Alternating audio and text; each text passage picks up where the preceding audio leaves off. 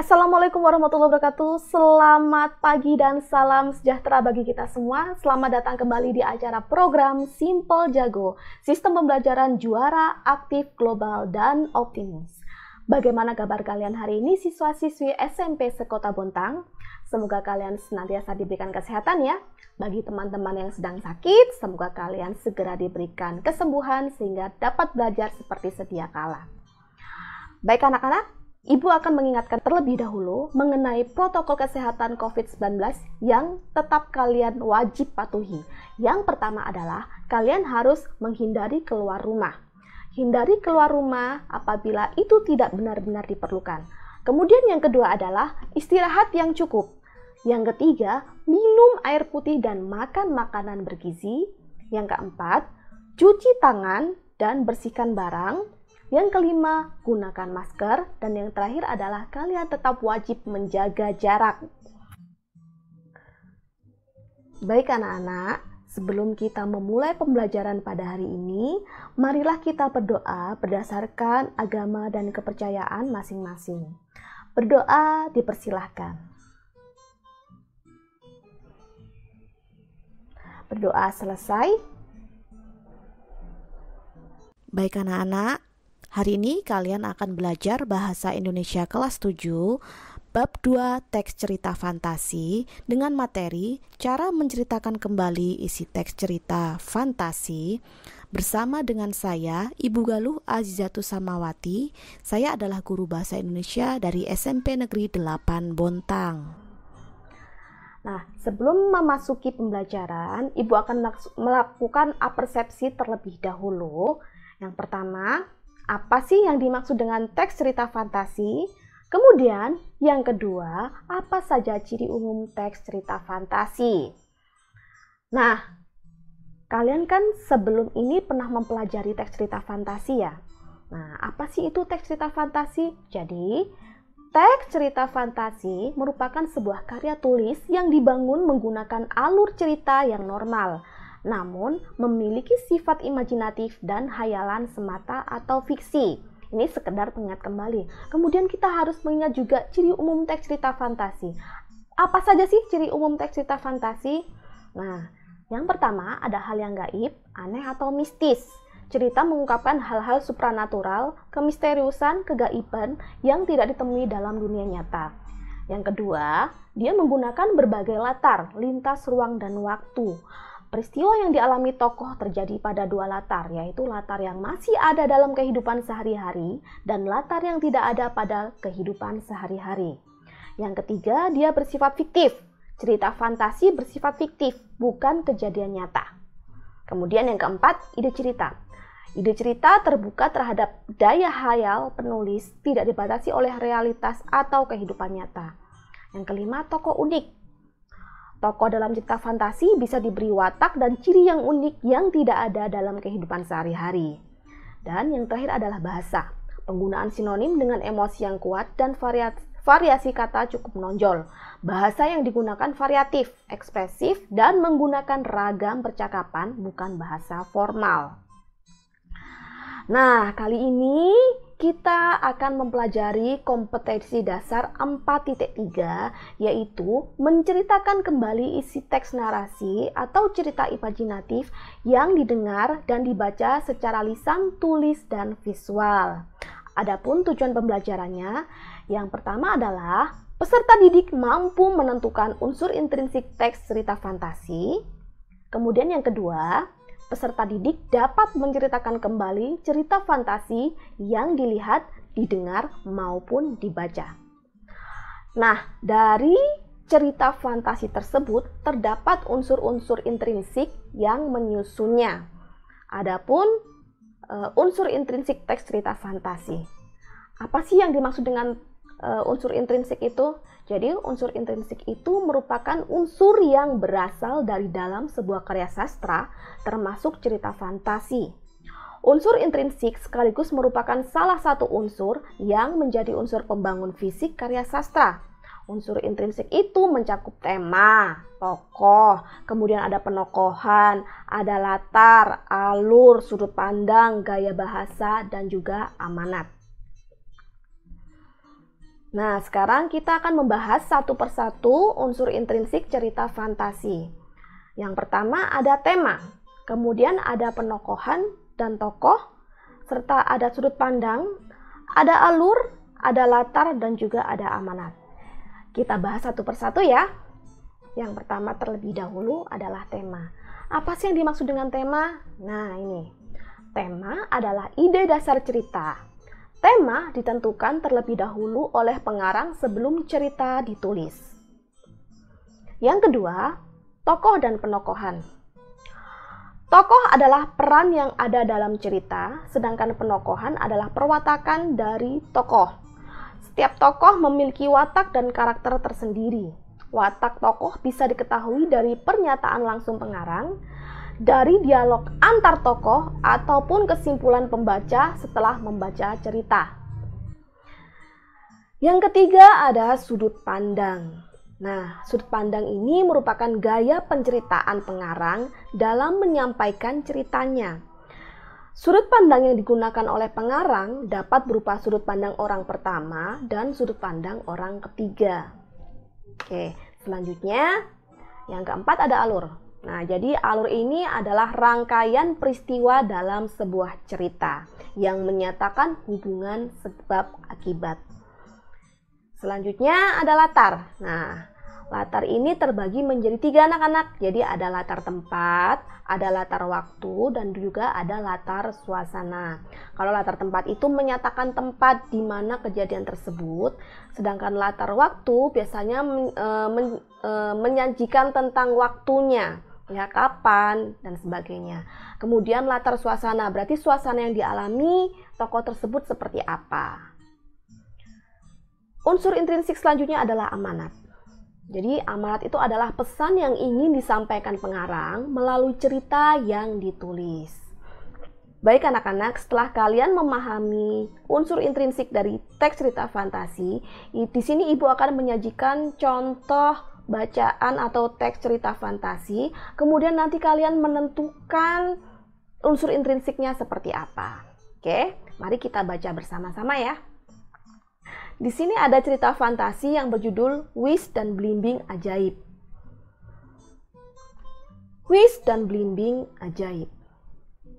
Wis, sang kurcaci penggali sumur, dengan memiliki sebatang pohon belimbing ajaib di rumahnya di tengah hutan morin. Buahnya berwarna-warni sesuai warna cabangnya. Pohon belimbing ini merupakan pohon ajaib di kalangan para kurcaci di hutan morin. Pohonnya bercabang 5 seperti jari tangan dengan warna yang berbeda-beda. Setiap warna memiliki khasiatnya sendiri. Buah merah cabang ibu jari yang berkhasiat dapat menyembuhkan penyakit asma. Buah hijau cabang telunjuk berkhasiat menyembuhkan sakit perut. Buah kuning cabang jari tengah berkhasiat dapat menyembuhkan penyakit mata. Buah putih cabang jari manis berkhasiat mempercantik wajah. Seperti bentuk jari manis yang anggun, belimbing putih sering dipesan kurcaci wanita untuk mempercantik wajah dan tubuh, supaya tetap segar dan penuh pesona. Nah, buah biru cabang kelingking kecil dan agak rapuh. Buah biru berkhasiat dapat menyembuhkan penyakit lupa. Semua kurcaci yang pelupa di hutan morin langsung pulih ingatannya ketika memakan belimbing biru. Suatu hari, Wis pergi menggali sumur di desa di sebelah hutan morin. Tiba-tiba matanya terkena pecahan batu galian.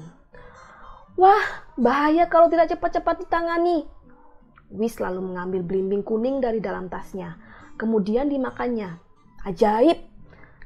Seketika itu juga sakit mata Wis langsung kembali pulih. Ketika hari mulai sore, Wis pulang ke dalam hutan. Di tengah perjalanan, Wis bertemu seorang ibu tua yang sakit asma. Wis jatuh kasihan. Kemudian ia mengambil belimbing merah dari tasnya dan diberikan kepada ibu tua tersebut. Setelah ibu tua memakannya, seketika itu juga sembuhlah penyakit asmanya. Ibu tua lalu mengucapkan terima kasih kepada Wis. Wis melanjutkan perjalanan pulangnya.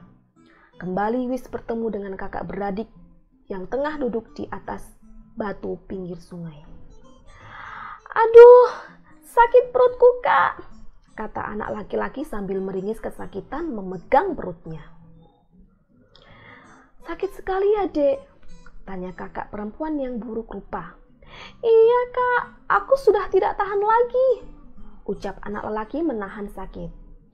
Wis yang mendengar percakapan tersebut bertanya, ada yang dapat saya bantu? Oh iya Pak Kurcaci, adikku butuh pertolongan. Ia sakit perut, mungkin terlalu banyak makan jambu air, sang kakak memberitahu Wis. Wis mengambil belimbing hijau dari tasnya dan diberikan ke anak lelaki itu. Nah, makan ini, kata Wis sambil menyerahkan belimbing tersebut. Wis menatap kakak perempuan yang buruk rupa, kemudian menjadi iba. Wis lalu mengambil belimbing putih dan diberikan kepada sang kakak. Saya tidak sakit Pak Kurcaci, kata sang kakak.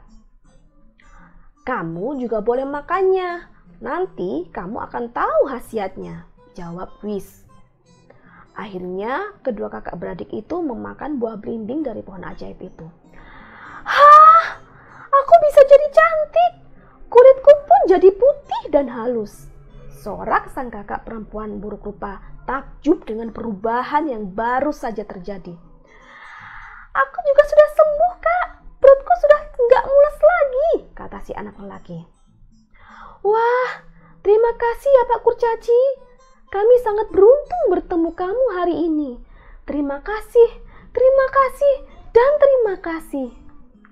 Keduanya menyampaikan rasa terima kasih berulang-ulang. Wis hanya tersenyum mendengar ucapan terima kasih itu. Mendekati rumahnya di hutan, Wis bertemu dengan seorang kakek. Kelihatannya sang kakek sedang kebingungan. Wis mendekati si kakek dan bertanya. Ada apa, Kek? Ada yang dapat saya bantu? Tanya Wis dengan lembut. Iya, saya butuh bantuan. Saya mau pulang ke rumah saya di pinggir hutan, tapi saya lupa jalan pulangnya. Sekarang saya tersesat, ujar sang kakek yang pelupa. Oh, jangan khawatir, Kek. Kakek makan saja belimbing biru ini, kata Wis sambil menyerahkan belimbing terakhir dari dalam tasnya. Beberapa saat kemudian, tampaklah reaksinya. Kakek mulai sadar dan telah tahu arah rumahnya. Terima kasih, sekarang saya jadi tahu jalan pulang ke rumah, kata sang kakek senang. Oke, hati-hati ya, Kek, jawab Wis sopan. Nah, lengkaplah sudah tugas Wis hari itu. Dengan menyembuhkan 5 penyakit dengan buah belimbing ajaib. Setiap hari, Wis si kurcaci dan belimbing ajaibnya akan terus menyembuhkan siapa saja yang membutuhkan pertolongan. Baik anak-anak, jadi itu tadi adalah cerita Wis dan belimbing ajaibnya. Nah, tadi kalian kan harus menentukan unsur intrinsik dari teks cerita yang telah kalian baca. Bagaimana cara menentukannya? Yang pertama adalah Ibu tadi menjelaskan mengenai unsur intrinsik tokoh. Tokoh. Di sini tokohnya siapa aja?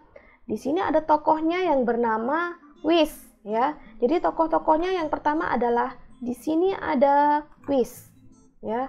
Tokoh yang pertama Wis.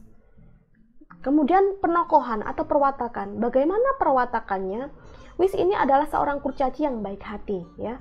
Kok bisa baik hati? Iya, karena tadi setelah kalian pelajari dan kalian baca, Wis di sini dia mau berbagi belimbing ajaibnya kepada orang-orang yang membutuhkan, ya.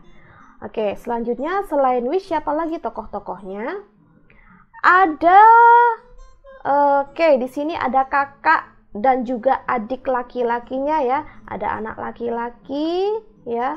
Kemudian ada kakak, ya. Bagaimana penokohan atau perwatakannya? Jadi di sini juga mereka terlihat baik, ya, karena kan tadi dia mengucapkan terima kasih setelah diberi bantuan oleh Wis, gitu.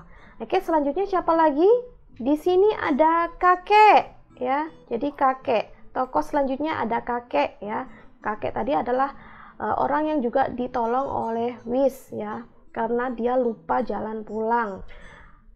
Oh iya, sebelumnya juga ada seorang ibu tua ya, ibu tua. Nah, di sini juga ada tokoh ibu tua.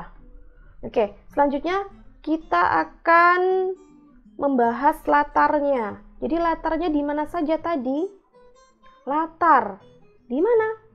Di rumah sang kurcaci. Di mana rumahnya? Ada di tengah hutan Morin ya. Di tengah hutan Morin itu adalah latar tempat. Kemudian di mana lagi tadi? Ada di desa.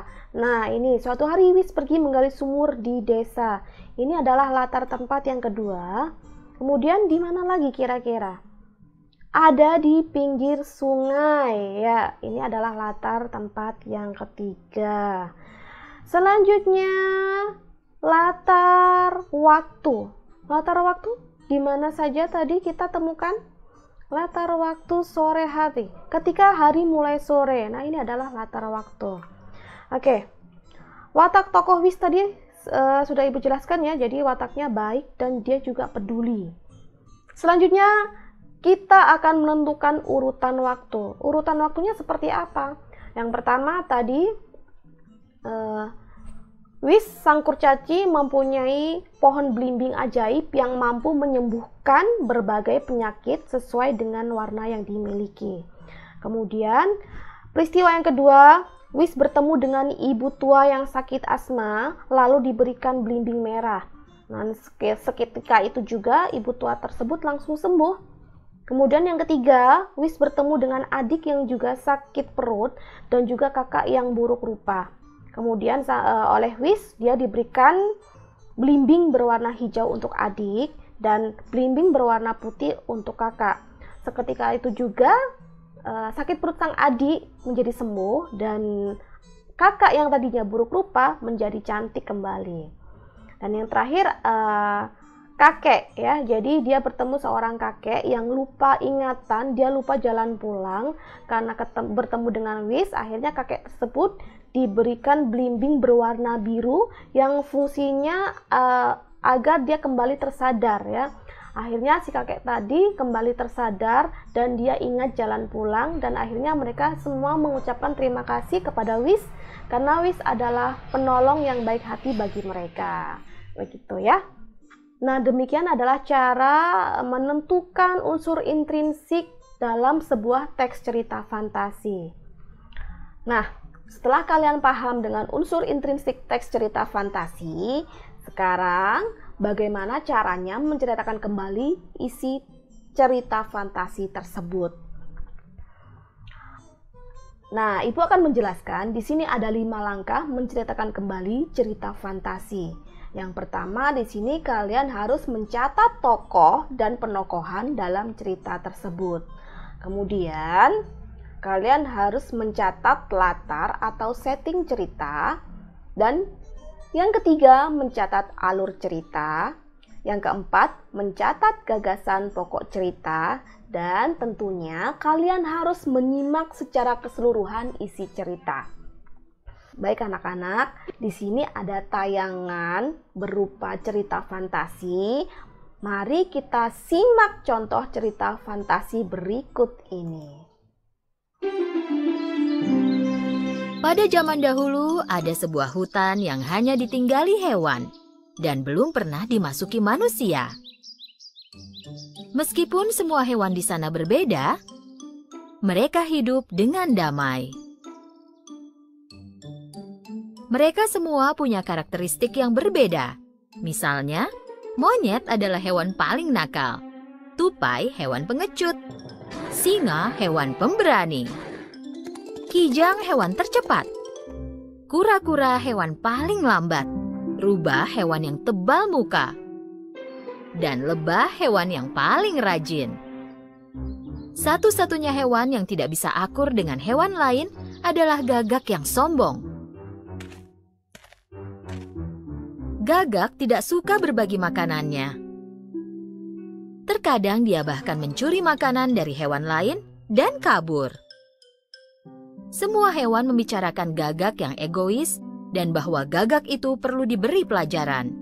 Karena rubah tebal muka dan paling pintar, dia yang pertama berkomentar. Kalian serahkan saja kepadaku. Aku akan menipu Gagak yang egois itu. Dia takkan bisa sombong lagi. Suatu hari, Gagak pergi ke kota mencari makanan. Dia kembali ke hutan dengan sepotong besar keju di mulut dan beristirahat di cabang pohon. Mengamati dari jauh, Rubah memutuskan untuk mengambil keju itu dari mulut Gagak. Rubah datang ke dekat pohon tempat Gagak beristirahat. Saat itu, Gagak sedang memakan keju yang dia taruh di cabang pohon. Hai teman, kau sedang makan apa? Aku belum pernah melihat yang seperti itu. Ini namanya keju, manusia memakannya. Aku penasaran rasanya, maukah kau berbagi denganku? Gak, tidak. Kau tahu berapa jauh aku terbang untuk mendapatkan keju ini? Lalu kenapa? Satu hari aku akan berbagi makananku dan kita impas. Kenapa aku mau memakan makananmu yang kotor itu? Keju ini sangat spesial. Kau tak bisa menemukannya sesukamu. Apapun yang dikatakannya, Rubah tak bisa meyakinkan Gagak untuk berbagi makanannya. Rubah hewan yang pintar, tetapi Gagak sama pintarnya. Jadi kali ini, Rubah membuat rencana lain. Oke, silahkan makan kejumu, aku tak menginginkannya. Tapi setidaknya biarkan aku mendekatimu dan melihat keju spesial yang tak mau kau bagi itu. Saat Rubah mulai memanjat pohon, Gagak mengambil kejunya dengan panik dan terbang ke cabang lain. Kali ini, Rubah pergi ke bawah pohon tempat Gagak berada. Tetapi Gagak tidak berniat untuk berbagi makanannya. Rubah menyerah dan mendapatkan rencana lain. Apa kejelekan Gagak? Dia egois dan sombong. Mungkin aku harus memanfaatkan sifat itu untuk mengambil makanannya. Hei, teman, kau tahu kenapa aku datang ke bawah sini? Agar tidak kehilangan kejunya, Gagak bertanya tanpa membuka paruhnya. Kenapa? Ku dengar kau punya suara paling indah di hutan. Dan saat kau bernyanyi, semua hewan yang menyaksikan akan terpesona. Saat Gagak mendengarnya, dia mengembangkan bulu-bulunya dan mulai terlihat percaya diri. Nyanyikanlah sebuah lagu agar ku dengar suara indahmu itu dan menceritakannya kepada teman-temanku. Rubah akhirnya menemukan kelemahan Gagak.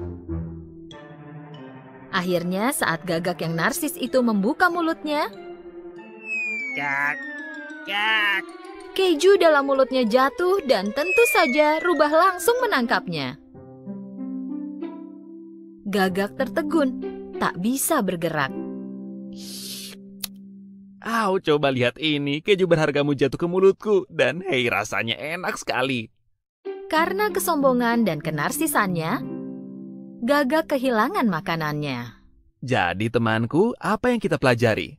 Kau jangan berpikir terlalu tinggi melebihi dirimu yang sebenarnya. Kau seharusnya tak mempercayai semua yang kau dengar. Kau seharusnya tak mengatakan kalau aku yang terbaik, dan jangan lupa selalu ada orang yang lebih baik.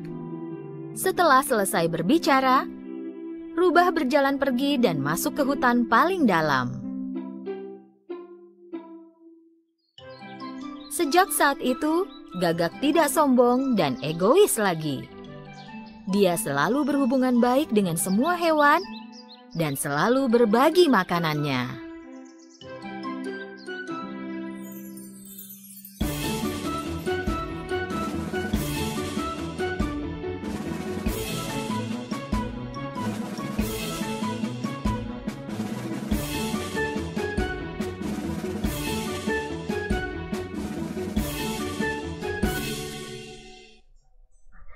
Ya anak-anak, jadi kalian sudah menyimak cerita dari burung Gagak dan Rubah tadi ya. Oke, nah sekarang bagaimana sih caranya menceritakan kembali teks yang telah kalian dengar atau kalian saksikan tersebut. Intinya kalian harus menyimak dan menentukan unsur-unsur intrinsik dari cerita tersebut, kemudian tulis pokok-pokok ceritanya seperti apa, gitu ya.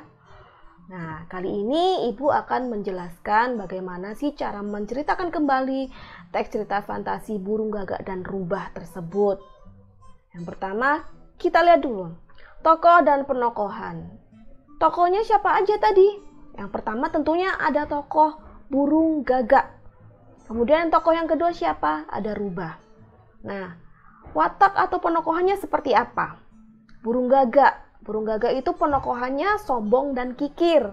Kemudian ada tokoh rubah. Bagaimana wataknya? Wataknya tebal muka dan cerdik, gitu ya. Kemudian ada latar. Latarnya latar tempat. Di mana tadi tempat kejadiannya? Tentunya ada di hutan ya, tadi anak-anak ya. Jadi kejadiannya ada di hutan. Kemudian latar waktunya.